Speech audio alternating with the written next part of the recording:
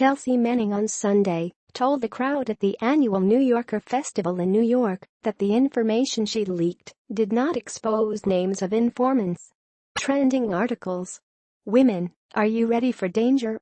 7 must-have things to. Danger strikes when we least expect it. Take advantage of military grade. Powered by.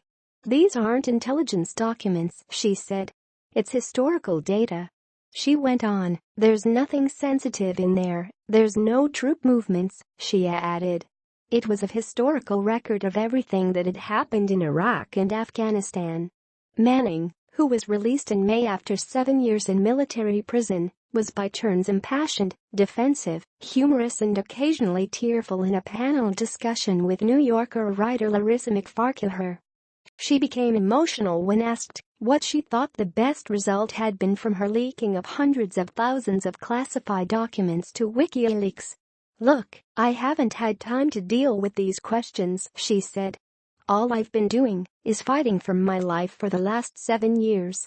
The 29-year-old transgender woman was known as Bradley Manning when she was convicted and sentenced to 35 years in prison. In his last days in office, President Barack Obama commuted the rest of her sentence. Manning has made only a few appearances since her release.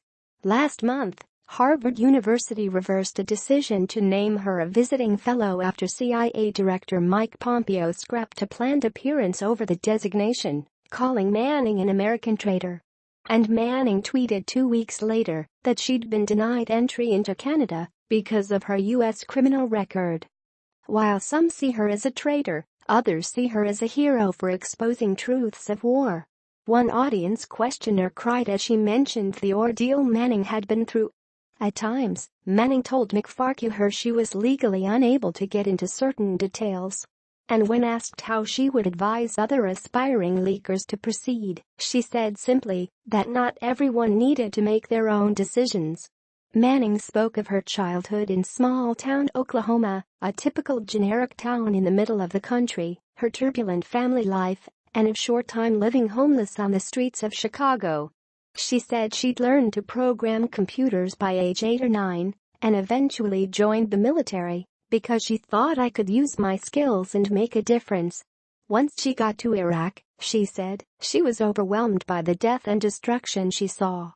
On a 10-day leave back home in Washington, she said, she first tried to leak the documents to the Washington Post or the New York Times simply because she had seen the movie All the President's Men. Unwilling to trust email, she called the newspapers from public phones at various Starbucks locations. But the newspapers were unable to establish encrypted communications channels, so she went to WikiLeaks because, she said, I was running out of time. Manning spoke in detail of her time in prison, especially in solitary confinement. "Humans are a social creature," she said, fighting tears. "We need connections. We need to be with each other." She said she got through much of the 7 years by setting small incremental goals, like getting from breakfast to lunch to dinner to sleep. When the rules forbid her to exercise, she said, she started to dance, and her guards didn't stop her. So she thought, she said, okay, that's how I'll exercise, like Zumba. Manning has now become an activist for LGBT rights, for transparency in government, and also against what she called an alarming level of surveillance in society. "I feel like prison has encroached into the outside world," she said. "You've got militarized forces walking around on American streets. It's quite frightening."